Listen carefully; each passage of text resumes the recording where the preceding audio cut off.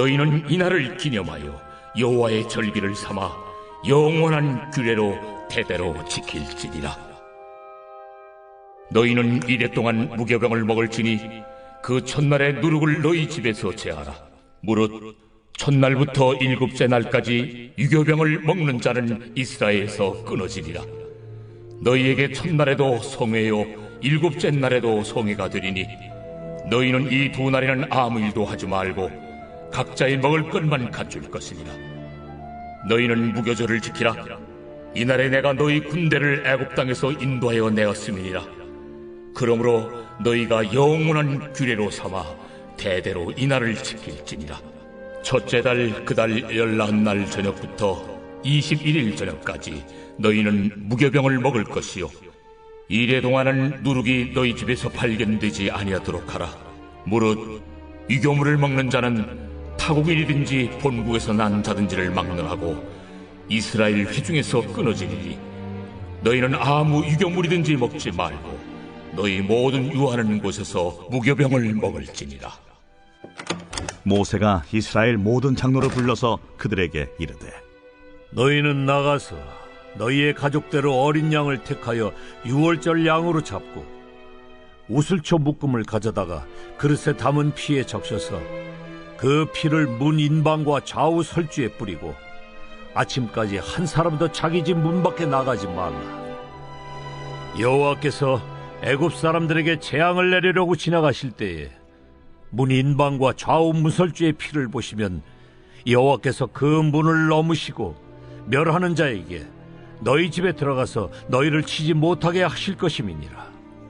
너희는 이 일을 규례로 삼아 너희와 너희 자손이 영원히 지킬 것이니 너희는 여호와께서 허락하신 대로 너희에게 주시는 땅에 이를 때에 이 예식을 지킬 것이라.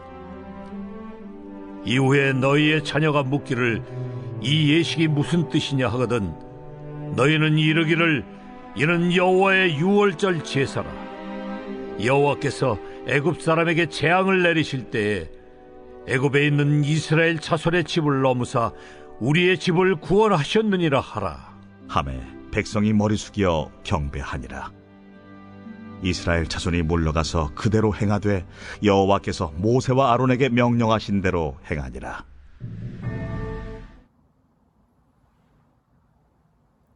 안녕하십니까. 행복한 아침 묵상의 이승환 전도사입니다. 여러분, 카카오톡을 아십니까? 단체나 혹은 개인으로 이야기를 주고받는, 문자를 주고받는 어플입니다. 그런데 저 같은 경우만 해도 단체 톡방이 얼마나 많은지 잘 구별해 놓지 않으면 실수하기 쉽습니다. 어떤 사람이 이런 일이 있었다고 합니다. 자기 아내에게 보내야 할 톡을 단체 톡방에, 회사 단체 톡방에 올려서 창피함을 당한 일이 있다고도 합니다. 이럴 때일수록 어떻게 해야 할까요? 잘 구별해 놔야 합니다. 그래야 대참사가 일어나지 않기 때문입니다. 여러분, 하나님께서도 이스라엘을 그렇게 잘 구별해 주셨던 것 같습니다. 오늘 본문에 보면 유월절이 드디어 등장합니다. 하나님께서 내가 너희를 이렇게 구별할 것이다. 내가 이 마지막 재앙 가운데에서 너희를 이렇게 해서 지켜줄 것이다. 라고 하나님께서 유월절에 관한 이야기를 이스라엘 백성들에게 전해주시고 있습니다. 우리가 한번 생각해 볼 것이 있습니다. 여태까지 재앙이 있을 때 어땠습니까? 하나님께서 고센 땅을 구별하여 주셔서 그 고센 땅에 있는 사람들은 재앙을 당하지 않았습니다. 왜냐하면 그 고센 땅은 이스라엘 사람들이 거주하는 곳이었기 때문입니다. 즉, 고센 땅에 있는 어느 누구라도, 이스라엘 백성이 아닌 어느 누구라도 재앙을 받지 않을 수 있었습니다. 그런데 이제는 그 가운데에서도 하나님께서 이스라엘 백성을 특별히 구별하여 주시는 것을 볼 수가 있습니다. 그들을 구별하여 주셨고 하나님께서 그들이 이 마지막 재앙을 이겨낼 수 있는 이 마지막 재앙을 피할 수 있는 길을 알려주십니다. 우리도 마찬가지입니다. 우리의 삶 가운데에도 여전히 어려움이 있고 정말 재앙 같은 곳에서 살아가고 있습니다. 그러나 하나님께서는 여전히 그를 믿고 따르는 그의 백성들, 성도들을 지키시고 그들을 구별하여 주십니다. 그리고 그들이 그 재앙 가운데에서 살아날 수 있도록 하나님의 백성임을 구별하여 주십니다. 고린도전서 10장 13절에 이런 말씀이 기록되어 있습니다. 사람이 감당할 시험 밖에는 너희가 당한 것이 없나니 오직 하나님은 미쁘사 너희가 감당하지 못할 시험 당함을 허락하지 아니하시고 시험 당할 즈음에 또한 피할 길을 내사 너희로 능히 감당하게 하시느니라. 애굽 땅 가운데에서도 고센 땅을 구별하여 주셨던 그 주님께서 마지막 재앙 가운데에서 그들이 피할 수 있는 길을 말씀해 주시면서 이스라엘 백성들을 구별하여 주시고 지켜주시는 것을 볼 수가 있습니다. 우리도 마찬가지입니다. 하나님께서 하나님의 성도로 백성으로 불러주시고 우리를 구별하여 주십니다.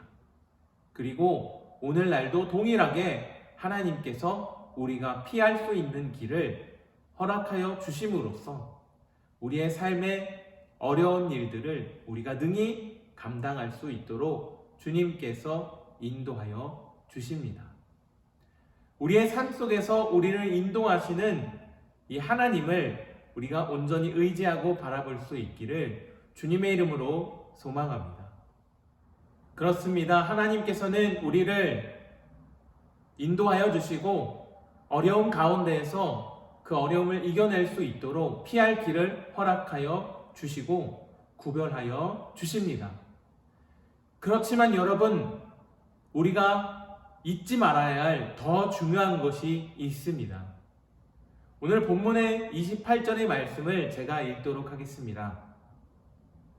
이스라엘 자손이 물러가서 그대로 행하되 여호와께서 모세와 아론에게 명령하신 대로 행하니라.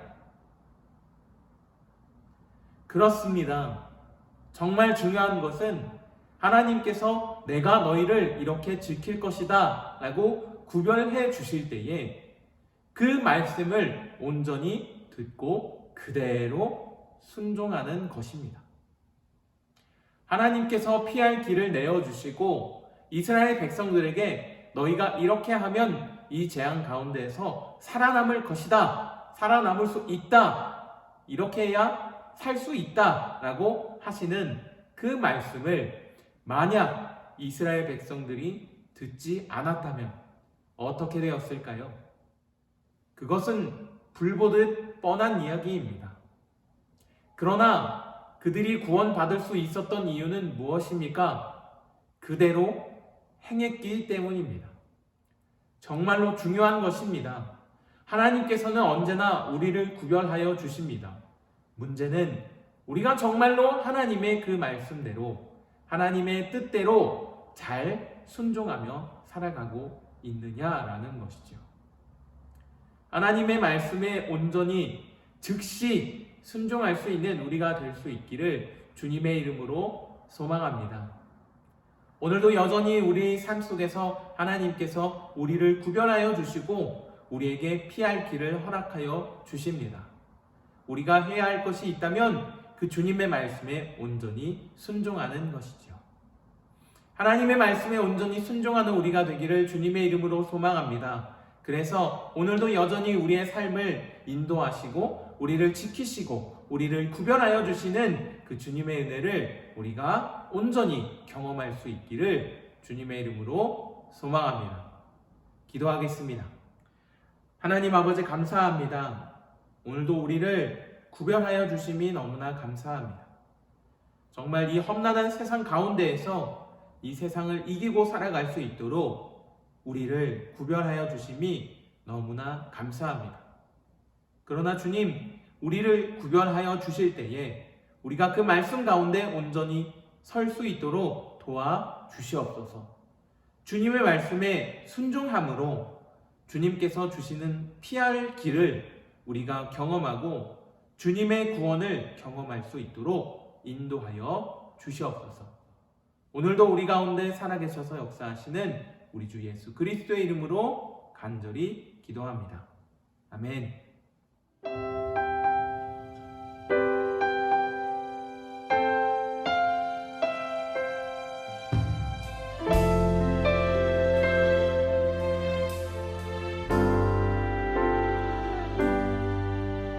주 사랑이 나를 숨쉬게 해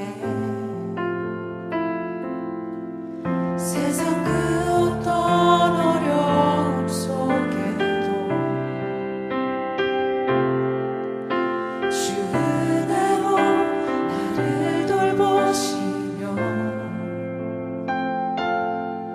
세상 끝날까지 지켜주시네. 주 사랑이 나를 숨쉬게 해 세상 그 어떤 어려움 속에도 주 은혜로 나를 돌보시며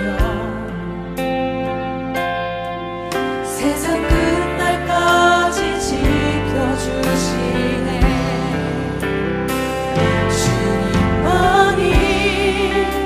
내 아픔 아시며 주님만이 내 맘 어루만지네. 어느 누구도 나를 향하시 주님의 사랑을 끊을 수 없네.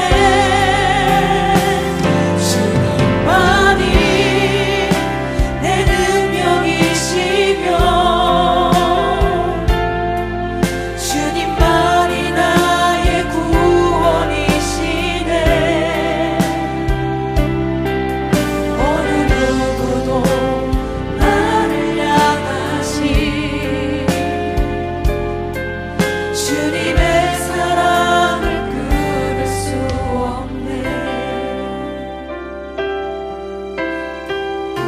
주 사랑이 나를 이끄시네. 주 사랑이 나를 이끄시네. 내가 갈 수 없는 그곳으로 내가 갈 수 없는 그곳으로 주의 사랑 나를 붙드시며 세상 끝날까지 인도하시네. 고백하겠습니다. 주 사랑이 나를 이끄시네. 주 사랑이 나를 이끄시네. 내가 갈 수 없는